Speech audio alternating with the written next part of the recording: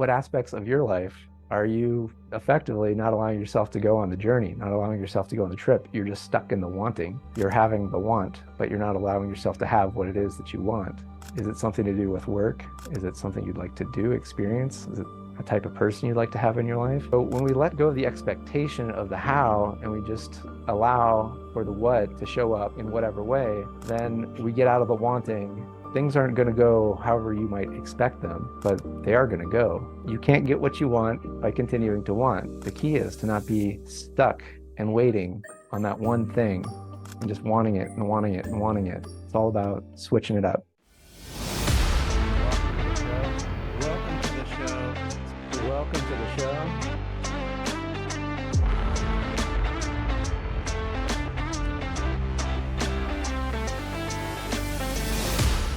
Welcome to the show. Justin Wink here, coming to you, recording this from Lake Atitlán, Guatemala. And today I am talking about how wanting is keeping you from having. It might seem counterintuitive. Like if you want something and you don't have it, you just got to want it. And then when you have it, you're not going to want it anymore. Yet this very simple yet elusive little twist on how you come about something you want is going to have huge shifts into actually having what it is that you've been wanting for so long.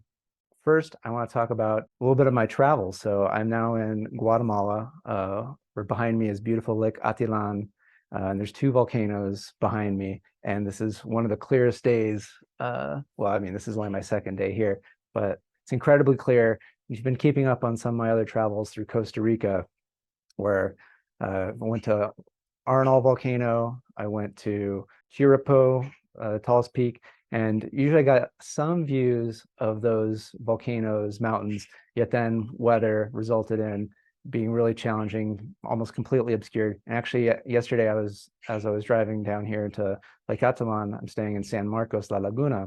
It was just completely cloud covered. I wasn't able to see anything. The driver was telling me in Spanish, and so I really had to use my Spanish skills. Was telling me that usually here is a really great view, and I just see a wall of cloud, just nothing.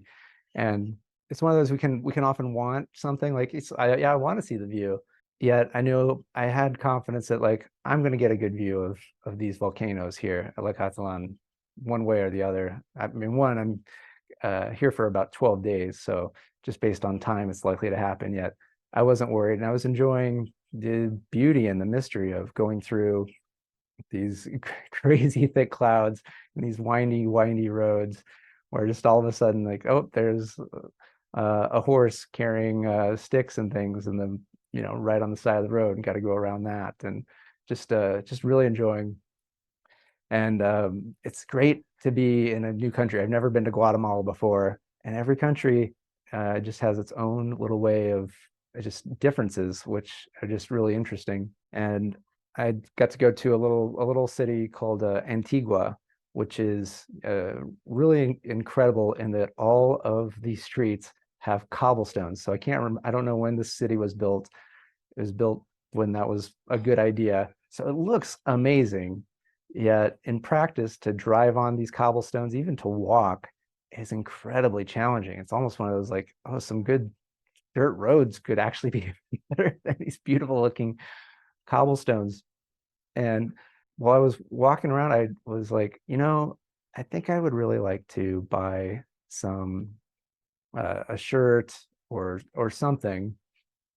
And in the past, it's usually something that's brought up a lot of uncertainty. At this time, I was like, you know what, I'm going to make it easy. There's nothing I really need. I just would like a shirt. Maybe I would like some jewelry. And it really does shift everything when you realize that there's nothing you really need in life. When things just become, well, this would be nice to have.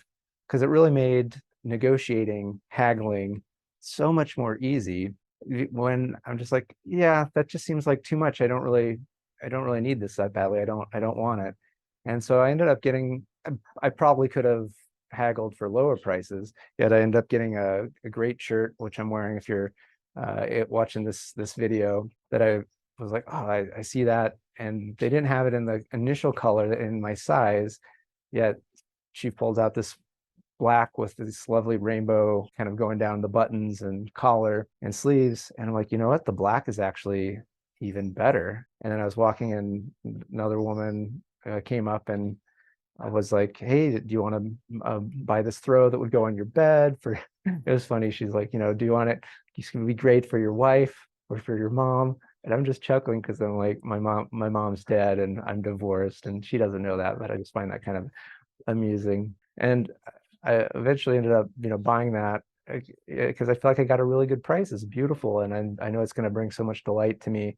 Yet I wasn't attached to having this item, and so I think we came at a fair price. It's one of these.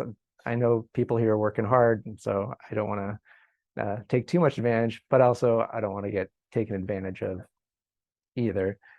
Um, and so it's just kind of really fun to go into situations that in the past would have really brought me a lot of stress, and to find ways to kind of enjoy, have fun, and practice some of the skills that I've gained over the many, many years of doing what I do. And I know if you're listening to this, you're likely going to be able to incorporate this into your own life and find new ways to do old things, because a lot of life is not new. It's can we do old things in new ways?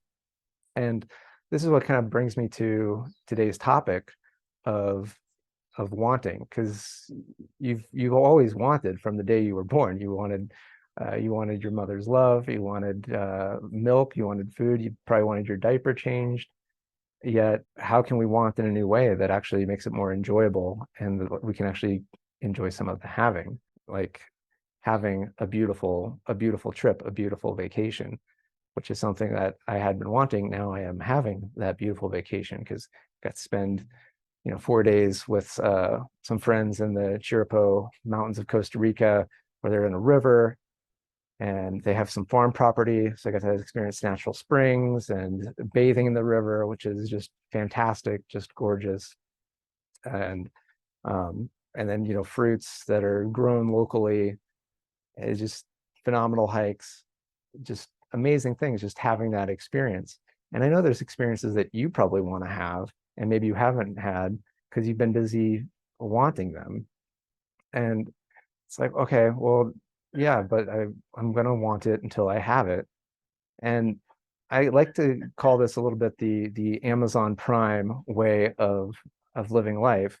And whether you love Amazon or hate Amazon, at least where I live in California, it's really, really amazing that go on Amazon. And this is, I'm not encouraging you to go, I don't care if you buy on Amazon unless you want to buy my book, but you can also buy my book, Engineered to Love, Going Beyond Success to Fulfillment, off of Barnes and Noble. And there's lots of other ways to buy it, not through Amazon now.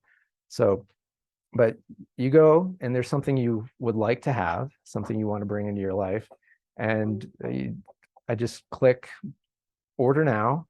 And I know that within 2 business days, it's going to arrive.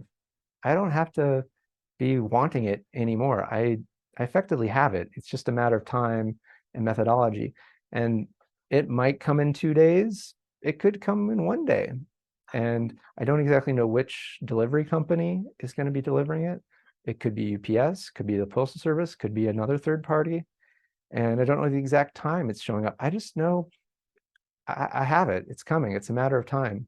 I like to refer to this is called having expectancy, and it's not expectation. Expectation would be, okay, I'm going to have this. It's going to come Tuesday at 3 p.m. via UPS. That's how it's going to arrive. And if it doesn't come that way, then I'm going to be upset, and I better make sure it comes that way. If not, then there's something wrong. And so when we let go of the expectation of the how, and we just allow for the what to show up in whatever way, then we get out of the wanting, and we're already effectively in the having mindset. Because with expectancy, it's like, I have it, it's not right at my disposal, but it's just a matter of time. There's nothing to stress. I'm going to go live my life, do whatever until it shows up. As you know, I've been doing a lot of traveling. So I'll also do a travel metaphor for this. So getting too stuck in the wanting, it's kind of like you want to have a trip to, well, I don't know, let's say Lake Atitlán, Guatemala. And So you go to the ticket counter, virtual ticket counter, physical ticket counter, whatever it is, to go purchase your tickets. You're like, I want a trip to Lake Atitlán, Guatemala. I want it. And they go, fantastic. Here are your tickets. And then you don't leave. You just keep going. I want a trip to Lake Atitlán, Guatemala. And they go, all right, here's your tickets. But you don't fucking leave. How you can't get your trip by staying at the ticket counter. You can't get what you want by continuing to want. Eventually, you have to accept that you've purchased your ticket and you got to walk away from the ticket counter and allow for the journey to unfold, which is what will get you to the trip, to the location of a destination. It's the beginning of a journey. And when we stay in the wanting, we're preventing going on that journey of allowing it to actually show up in our life. And this does involve a little bit of trust that we're going to do the things that are necessary for it to happen. Like to a trip, it takes getting to the airport, getting on the plane, and then getting transportation from the destination airport to wherever you're going. And some of those things you can control, and then other things you cannot control. Like on my way here, I had the driver all set up and he picked me up. He was a little late because there was an accident. And then after our brief stop in Antigua, me and the driver, we had a beautiful, beautiful meal at a beautiful restaurant that he recommended. I was like, I'm going to take you to lunch. And he's like, oh, that sounds great. And I knew that if I'm taking him to lunch, he's going to pick a really good place because he'd want to enjoy a good place. So, good for me, good for him. That's a win-win. But, we're about halfway from Antigua to San Marcos on Lake Atitlán here. And he pulls off to the side of the road and he's like, I got to drive this other car back to Guatemala City. Here's another driver, Antonio. He's going to drive you the rest of the way. And I wasn't expecting that. And Antonio didn't speak English, whereas my original driver, Tony, did. And so I wasn't expecting that yet. It turned out to be pretty awesome because I got to practice my Spanish skills and probably get some experiences I wouldn't have gotten had we not switched it out. And so just being open to things aren't going to go however you might expect them, but they are going to go. I did make it here where I intended. And if I was still at the ticket counter, if I was still on Expedia.com or Kayak or whatever it is, whatever travel website, and just continuing to plan the trip, I wouldn't be on the trip. What aspects of your life are you effectively not allowing yourself to go on the journey, not allowing yourself to go on the trip? You're just stuck in the wanting. You're having the want, but you're not allowing yourself to have what it is that you want. Is it something to do with work? Is it something you'd like to do, experience? Is it a type of person you'd like to have in your life? Let me know. I'd really like to hear. So, a podcast at justinwink.com or check me out at social media, Justin Wink, Ph.D. So, on Twitter. Wait, no, I'm not doing Twitter anymore. Not on Threads yet, but Facebook, TikTok, Instagram, LinkedIn. So yeah, send me a message there. What is it that you've been wanting that you just haven't been able to find a way to have? And maybe we can figure some stuff out. And if you're like, I don't like reaching out for help, I would highly recommend allowing yourself to have some help. It's made my life a lot easier, a lot more enjoyable, a lot more fun. Yet if you're one of those, because I was this way for most of my life, that just likes to do things on your own, then I'd highly recommend my book, Engineered to Love, Going Beyond Success to Fulfillment. It's got some great exercises that help you get out of the wanting and into the having mode. So getting out of expectation and into expectancy. And that's really what it's all about, is to just say, I want this, and then have some expectancy that it's going to happen, and I'm open to whatever's going to come my way to allow it to happen, however that trip's going to unfold, whether it's a very direct route or perhaps there's some changes along the way. And along the way, you might have a new want, which is totally okay. You can just keep having new wants, just like on the Amazon shopping site. Once I order one thing, I don't have to wait around to order another thing. I can keep ordering new stuff, and then that'll also show up whenever it shows up. The key is to not be stuck and waiting on that one thing and just wanting it and wanting it and wanting it. It's all about switching it up. Been really great sharing this. Sharon being here in beautiful Lake Atitlán here in Guatemala. With that, thank you and good day. Thanks for tuning in to Engineering Emotions and Energy with Justin Wink, Ph.D.